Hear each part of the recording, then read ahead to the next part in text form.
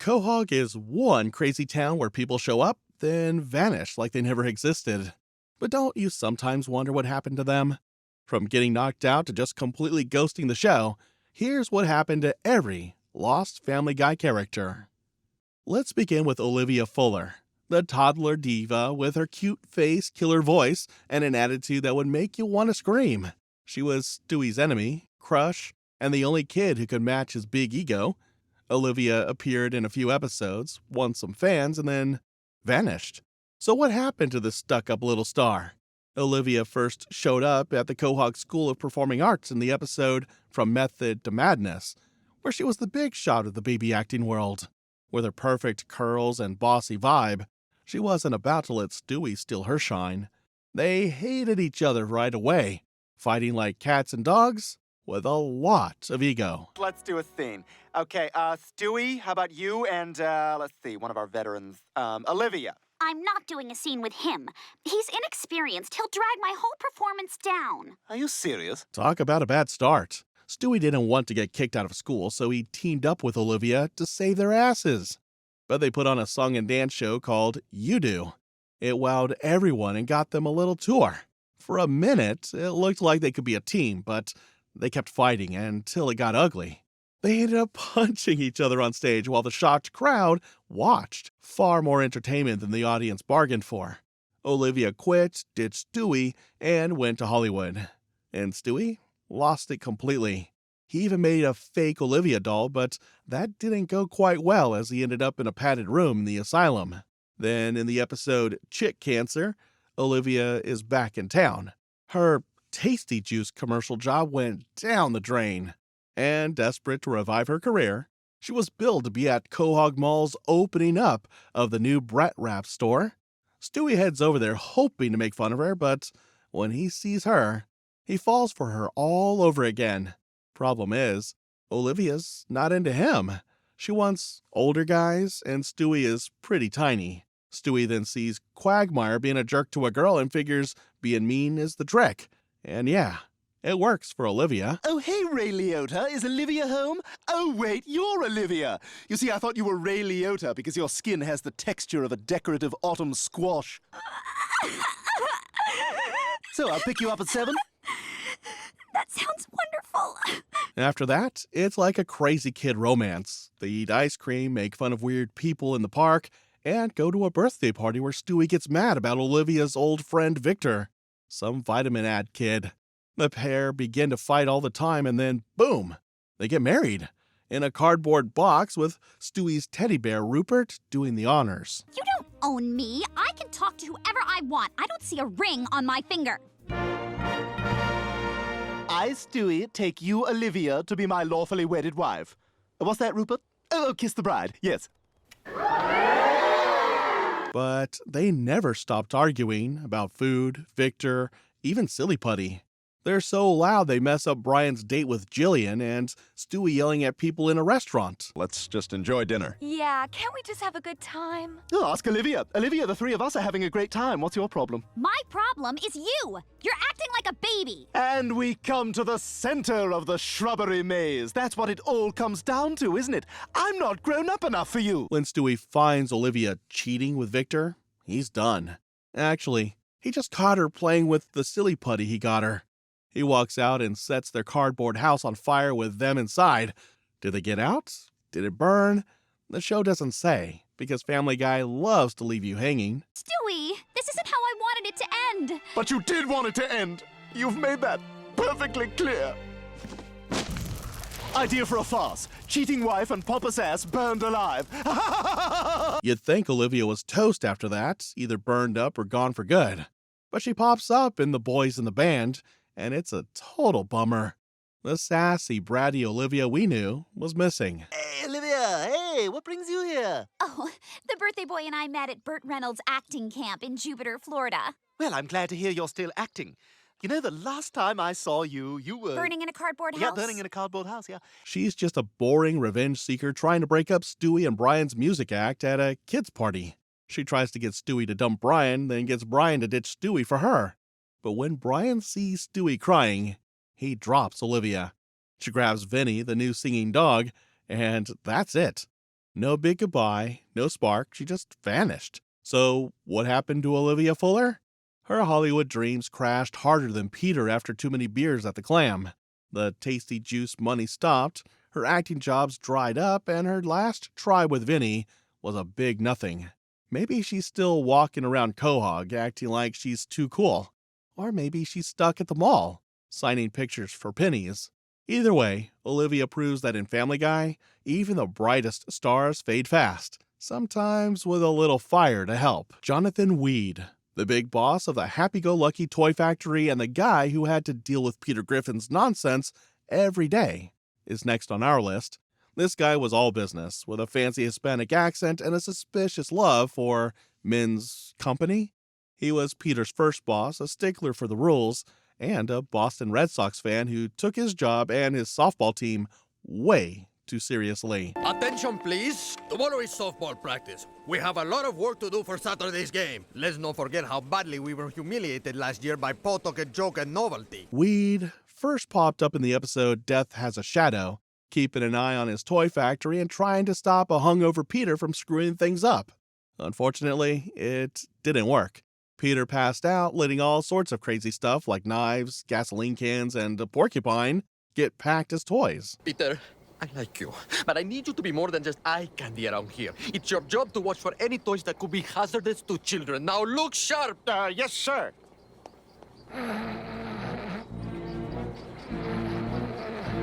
The factory got slammed with bad press, and Weed fired Peter on the spot. But Peter, being Peter, sweet-talked his way back with a hypnotized judge. That sounds a lot like corruption. Weed wasn't just about toys. He was a tough boss who didn't mess around. In the episode A Hero Sits Next Door, he hired a ringer named Guillermo to win the company's softball game, and let's just say Guillermo wasn't only useful on the pitch. This year we will defeat those pranksters with our secret weapon, Guillermo. Bravo! I hired Guillermo because I believe he will be an asset to our company on and off the field. In Employee for Fire, Mr. Weed fired Peter again for giving him the wrong promotional tape to show the investors. He even teamed up with Gloria Ironbox to send Peter to sensitivity training after one of Peter's dumb jokes. The guy put up with a lot, but he still gave Peter chances, even after Peter made them lose business deals and clumsily hurt the team's star player. Okay, take your base. Somebody call 911. Tell them he's allergic to penicillin and white Zinfandel. Idiot! If you don't find a ringer to replace Guillermo, you're fired! Mr. Weed fired Peter only twice. Peter, I am appalled. Your negligence has damaged this company's reputation. You're fired! Oh, geez, for how long? But if we are being honest, we're shocked he didn't do it more. Things took a turn in Mr. Saturday Night. Peter, who was feeling sick in his dead-end job, invited Weed over for dinner to score a promotion. Mr. Weed, I was wondering if maybe you'd like to come over to my house for dinner Friday night. That wasn't so hard. Well, what time? I don't know, 7:30, 8? Fabulous! The night went great. Weed loved the house, the family, and even Brian's funny talking. He promised to make Peter head of the toy department, and everyone was happy. Until Brian choked on a dinner roll. Peter and Lois tried the Heimlich, but the roll shot out and landed in Weed's mouth, 'cause mouth-to-mouth is so easy. Next thing you know, Weed's choking, turning blue, and dead on the floor. Peter, in a panic, tried to flush his body down the toilet when the police knocked. Turns out, it was just Death joking around. Peter, being here with your wonderful family, your beautiful home, and your funny talking dog, well, I'm impressed. In fact, starting Monday, I would like to promote you to head of toy development. Holy crap! Oh, thanks, Mr. Weed. Peter, Brian's choking. Do the Heimlich maneuver quick.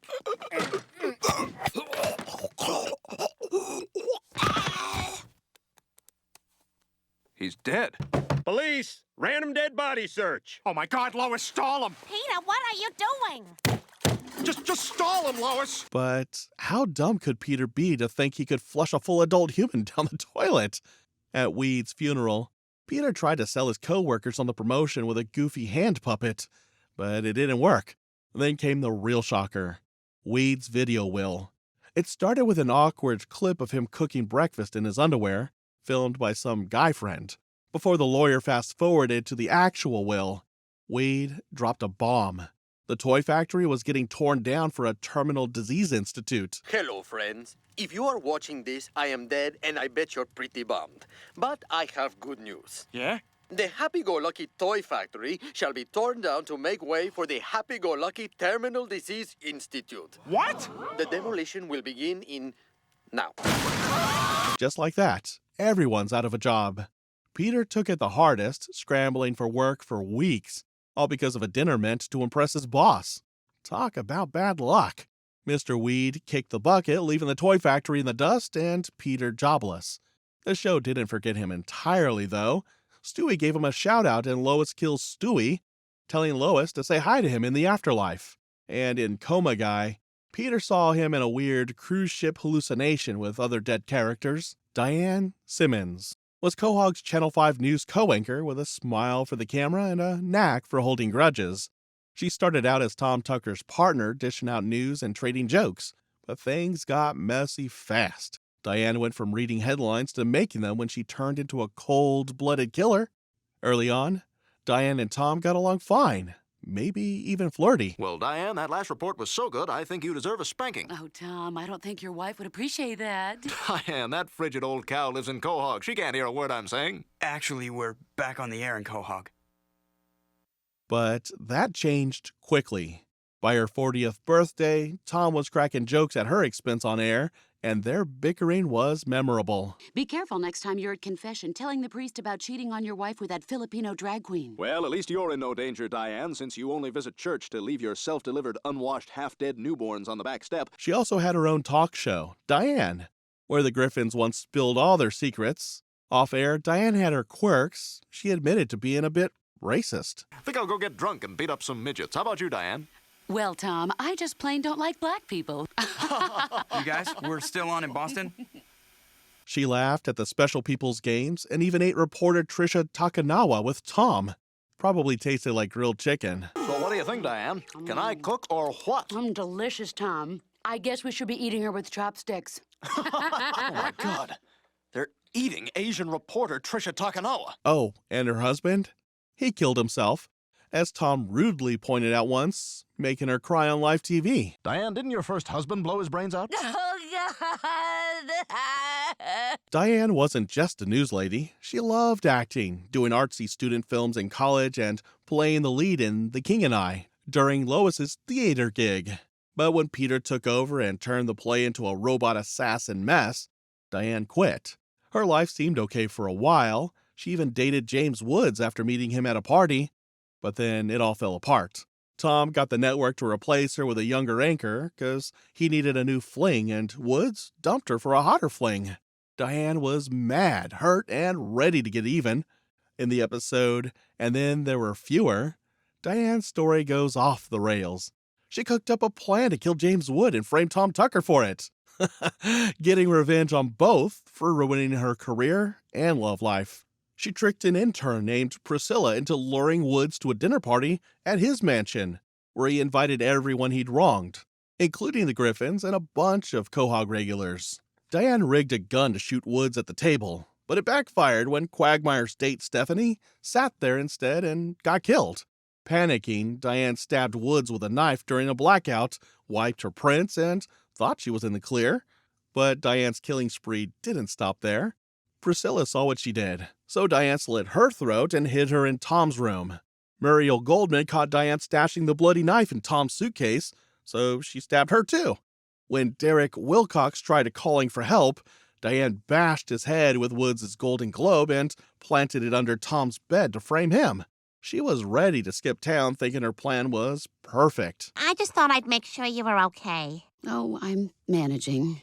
It's just so hard to believe you can work with someone for 15 years and yet have no idea who they really are or what they're capable of. But then Lois showed up to comfort her, and Diane started talking about her solo news debut dress, which was kinda suspicious.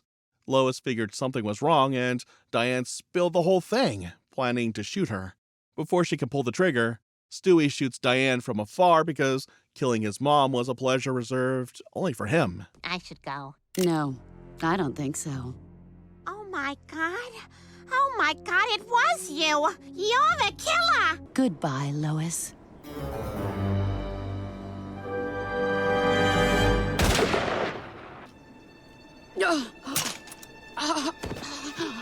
If anybody's gonna take that bitch down, it's gonna be me. So, Diane Simmons went from new star to psycho killer. Her dreams of being Quahog's top anchor died with her, and she never came back.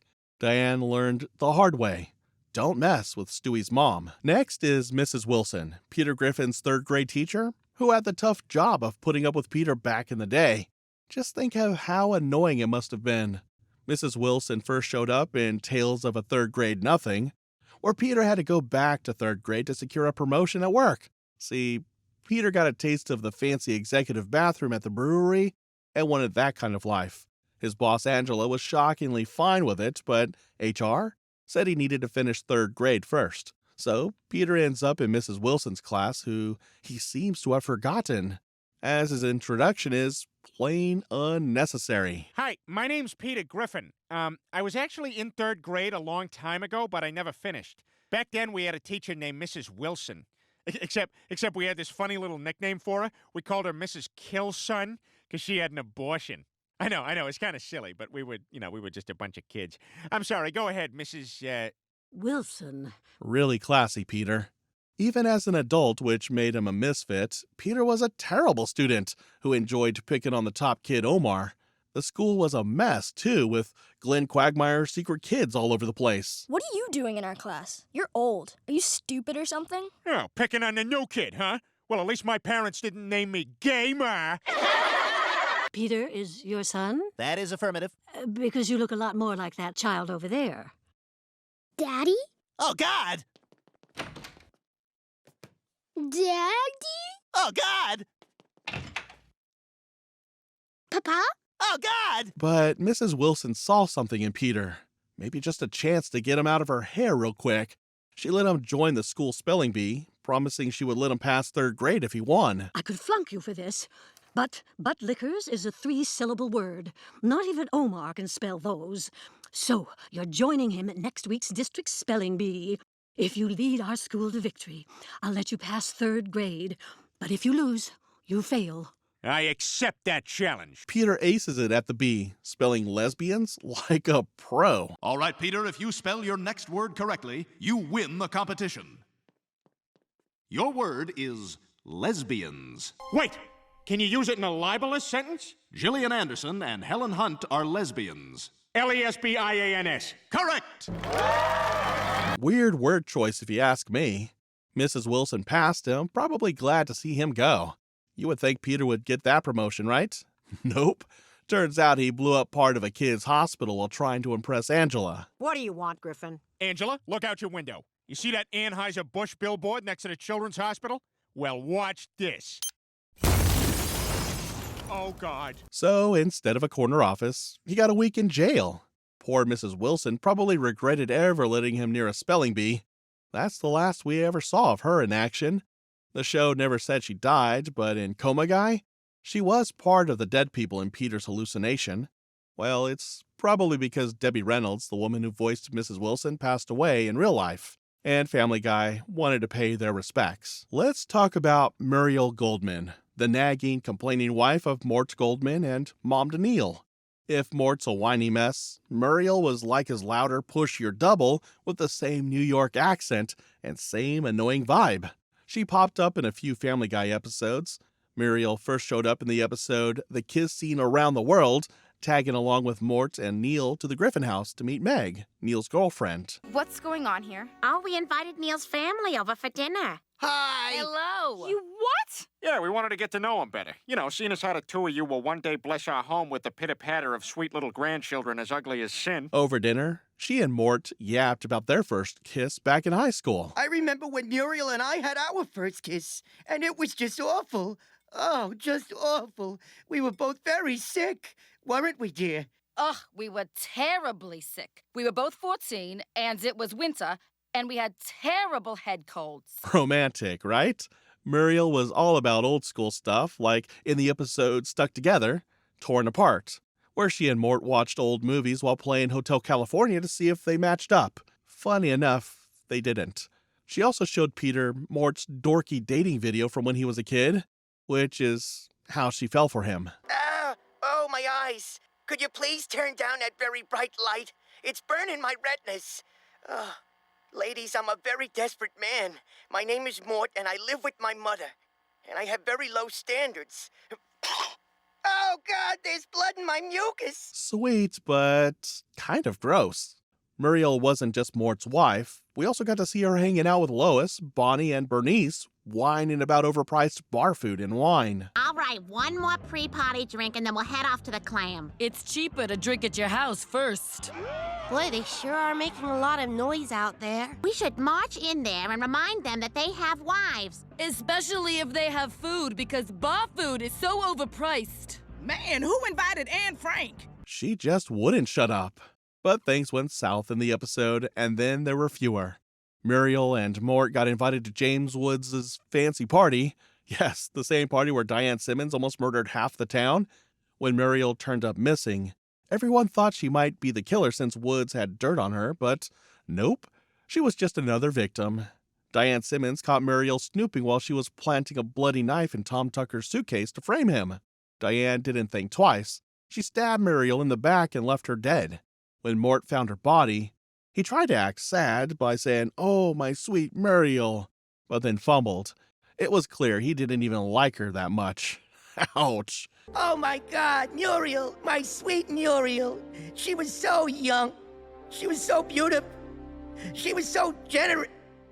We were married. Muriel's death was painful, although I'm not sure her family missed her. She faded from Quahog quickly like a bad cold. Stewie's evil baby brother and nemesis, Bertram, is next. With a football-shaped head and a brain as sneaky as Stewie's, Bertram showed up in A Mission Impossible as one of Peter's sperm, back when Peter was freaking out about Lois maybe wanting another kid. He froze his stuff at a sperm bank before a vasectomy. When he trashed all the other samples, a lesbian couple used his sperm to have Bertram later on. Before that, Stewie, who was worried about losing his baby of the family spot, shrank himself down and went inside Peter to destroy the sperm. That's when he met Bertram, a tough-talking sperm with big plans. They fought like tiny gladiators in there, but ended up as frenemies. Stewie changed his mind about stopping a new sibling, thinking Bertram wasn't so bad. You hate Lois? I hate Lois too. What else do you hate? Guys who wear sandals with socks? Jason Patrick! Ooh! You know, perhaps I've been looking at this the wrong way. I dare say I should embrace the idea of having a little brother. After all, it's obvious we'd make quite a formidable team. Fast forward to sibling rivalry, and Bertram's a real kid, born to a gym teacher and her partner. He's playing at the same park as Stewie, where they both go to war over who rules the playground. It's like baby Top Gun. They're flying toy jets, shooting bullets, and even using some nasty tricks. Bertram gets Stewie's girlfriend to give him chicken pox. Stewie gets better, storms back, and they have a sword fight. Stewie wins, disarming Bertram. Later that night, we see Stewie digging a hole with Christopher Moltisanti. Looks like a grave, but it's just for a tree. When Christopher asks what happened to Bertram, Stewie tells him that Bertram gave up and, ran away. Any last words? You wouldn't kill me, would you? Thanks for helping me dig this hole, Mr. Moltisanti. So what happened with that kid you were telling me about? Oh, he admitted defeat and ran off. What a mook. It's, however, unclear if Bertram actually chickened out. But that's not the last we hear of Bertram. In the episode Big Bang Theory, he went full evil mastermind. Stewie was messing with time travel, using it to prank Brian. He then goes to buy some plutonium when Bertram snuck into the time machine. His plan? Go back to the 1400s and kill Stewie's ancestor, Leonardo da Vinci, so as to erase Stewie from existence. Stewie and Brian then figure out da Vinci was from Lois's side, since Bertram, sharing Peter's DNA, wouldn't risk wiping himself out too. Now, in the past, Bertram throws a knife at da Vinci, but Stewie blocks it. They battled in the air with da Vinci's flying machines, shooting missiles and crossbows. On the ground, Bertram had them cornered and shot da Vinci, even after Stewie warned it would destroy the universe. Talk about a hater. Stewie didn't mess around. He grabbed the crossbow, shot Bertram in the chest, and then the head, and that was it for his half-brother. Stewie killed him without even flinching. Hey, Bertram, what's your favorite kind of bottled water? Huh? Mine's Arrowhead. Ice cold, Stewie. Horace was the grumpy bartender who kept the drunken clam running for years, pouring beers for Peter, Cleveland, and Quagmire. This guy was practically part of the bar's furniture, serving drinks and dodging Quahog's craziness. Horace's first appearance was in the episode Do and Die, serving drinks at the clam like he had been there forever. In Blind Ambition, he almost died after God accidentally started a fire at the bar. A ceiling beam pinned him down, but Peter played the hero and saved his life. Grab my hand! Jeez, Horace, you been drinking? Grab it and pull! Come on, let's go! And here comes the heroic blind man. The guy is kind of a weirdo. His go-to move when things get rough is to try to sell the clam. In the episode One If by Clam, Two If by Sea, a hurricane made him sell to a shady Brit named Nigel Pinchley, who turned it into a British pub. When Nigel got busted for fraud, Horace bought it back and fixed it up. He also tried karaoke nights in the episode Don't Make Me Over to pull in crowds. Horace had his share of bad days. In Lethal Weapons, New York tourists shot him after stealing his beer kegs and TV remote. Hey, Horace, put the patch game on the TV and get me a few beers, huh? Sorry, Peter. Someone stole the remotes. And the kegs. And I'm not sure, but I think I've been shot. Yep. Sounds silly, right? In Meet the Quagmires, he fell off a ladder while fixing the TV. Death showed up and sent Peter and Brian to 1984. Hang on, I'll fix it. Oh my God, is he dead? I think he might be dead. Oh, did you hear that? Noah Wiley here thinks he might be dead. Step aside, Junior.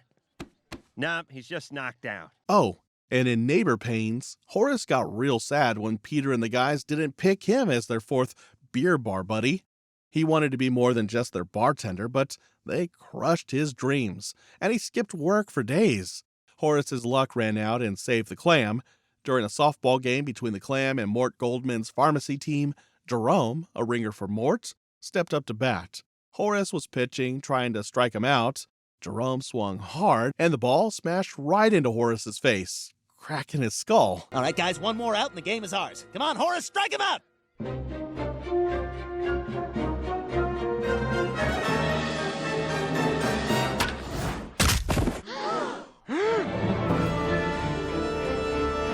And as funny as that sounds, that was the end of Horace.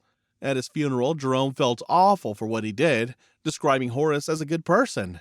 Everyone present was sad. I just feel awful about this. Horace was a good bartender and a good guy. I wish there was something I could do. Oh, we know you didn't mean it, Jerome. It's just a terrible situation. Later on, they find out that the clam got foreclosed after Horace died. The guys tried drinking at Peter's house, but it wasn't the same. Lucky for them, Jerome revealed that he used the money he earned from playing lacrosse to buy the bar and keep it open in Horace's honor. Horace was the heart of the clam, until a baseball ended it all. Perhaps baseball wasn't his thing. He should have known better. Horace owned the clam for over 30 years.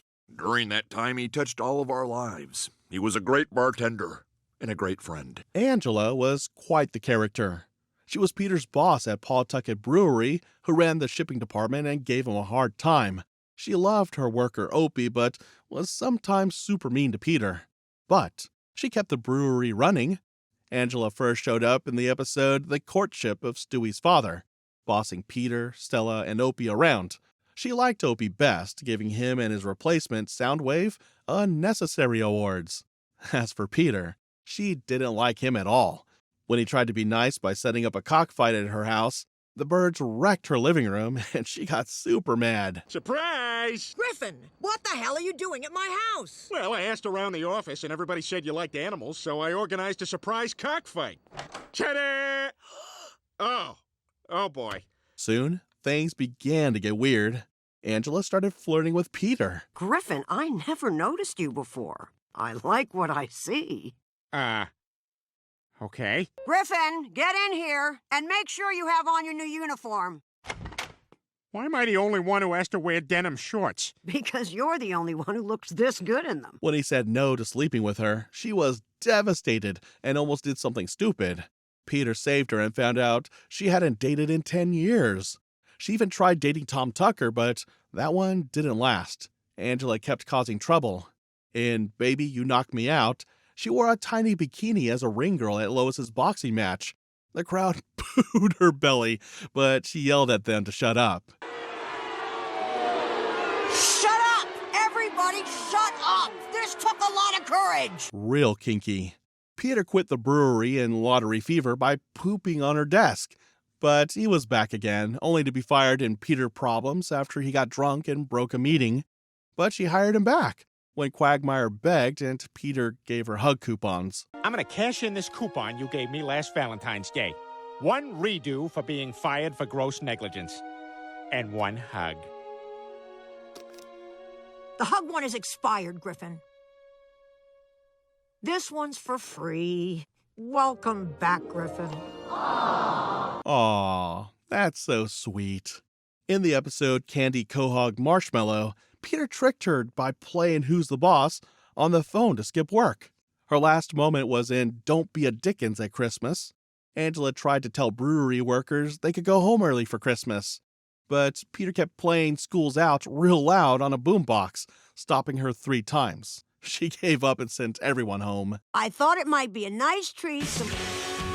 Griffin! Thank you. To let everyone leave a little.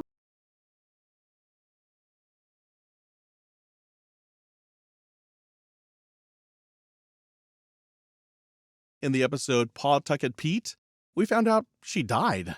At what appeared to be her funeral, Peter said nice things, even calling her a princess in heaven. But we then find out he was at the wrong funeral for some random guy. According to Peter, she died from swimming right after eating. Death is hard for me. But at least Angela died doing what she loved. Swimming less than 20 minutes after she had eaten. I may have lost a boss, but heaven has gained a princess. Sounds unbelievable, right? So what happened to Angela? Well, the truth is the voice artist for Angela, Carrie Fisher, passed away in real life, and they had to find a way to phase out the character.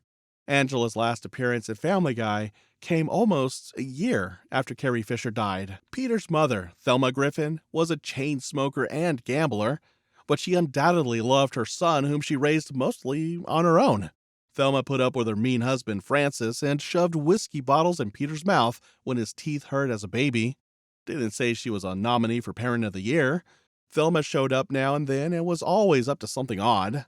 In Holy Crap, she rolled into Quahog after a big gambling trip to Las Vegas, crashing at Peter's place to chill. The Griffins quickly zoomed out in their escape pod to dodge her. In Death Lives, we learned she went to Peter's parent-teacher meetings when he was a kid, probably puffing cigarettes the whole time.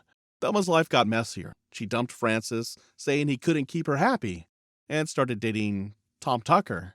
Probably had something for younger guys. Good evening, I'm Tom Tucker, trying to get back on my feet after having my ass handed to me by my bitch of an ex-wife. I'm Thelma. I'll just be going. Ah! Holy crap! We'll have more on these new developments after this. That relationship didn't last because she left Tom too, because she needed someone to fix her plumbing. Maybe Tom wasn't good enough. Seems like Tom ran through every single woman in Quahog, irrespective of the age. In Peter's Two Dads, after Francis died, Thelma spilled that Peter's real dad was Mickey McFinnigan from A One-Night Stand in Ireland. Mom, I gotta ask you something. Who's my real father? I knew this day would come. All right, Peter, here it is. About 40 years ago, I was vacationing in Ireland, and I met a young rogue named Mickey McFinnigan. Peter, Mickey is your real father. She always looked like the type of woman who couldn't resist a bit of fun.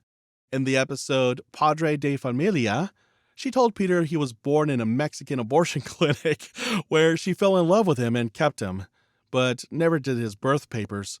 So he was technically an illegal immigrant. I don't know how to tell you this, but you weren't born in America. You were born in Mexico. What? Thelma's final days were quiet. Well, for her. She was sent to a nursing home. Although they weren't close, Peter kept her picture in his bedroom. In Mom's the Word, Thelma died from a stroke. At her funeral, Peter gave a eulogy and followed through with her wish to be buried with her cat, Mittens, so he had the cat put down and tossed in her coffin. Griffin. My mother always hoped to be buried with her pet cat, Mittens, so I'd like to thank the Quahog Veterinary Society for putting Mittens down so quickly. Yeah, just go ahead and toss it in there. Probably just stuff it in by the feet. Such a loving son. While cleaning out her stuff at Quahog Acres Retirement Village, Peter met a friend, Evelyn, who creepily hit on him. Peter has been shown visiting Thelma's grave at Quahog Cemetery a few times, a sign that even though he acts like he doesn't care most of the time, he really does care. Thelma popped up one last time in Coma Guy, in Peter's infamous cruise ship dream with other dead characters. Guess even she couldn't miss Quahog's afterlife party. Thelma Griffin didn't just vanish like most of the people on our list, but her death means we no longer see Peter's exciting mom on our screens. And that's where we call it a wrap for today. Let us know what you think in the comments section. If you feel we missed out on a few names, feel free to drop those too. Also, like this video and subscribe to the channel so you don't miss out on any of our Quahog adventures.